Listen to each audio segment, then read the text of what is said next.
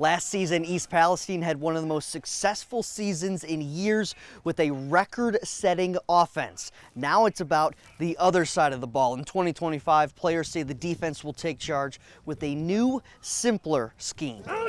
We want to get to the point where making the playoffs isn't good enough anymore. We want to start advancing. So, but it's one step at a time. Fourth-year EP head coach Michael Dempster took his team to a lot of new steps last season, resetting all the school's rushing records.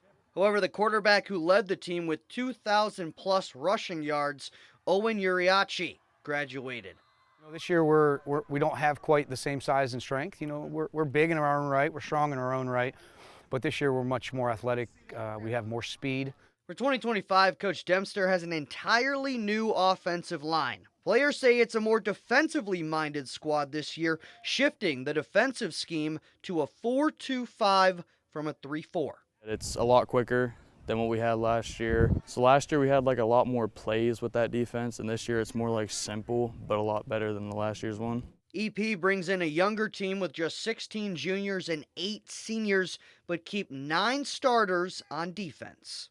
Just show that East Palestine can actually do something with their team and with their sports, and that might have had a couple bad years, but that ain't going to stop us from doing what we're capable of doing. We're aggressive, so I don't think they're going to expect us to be as explosive.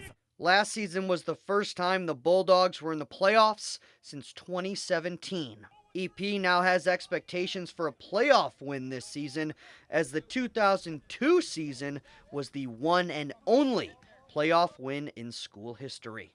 My freshman and sophomore year, we had losing records. Last year was a huge spark.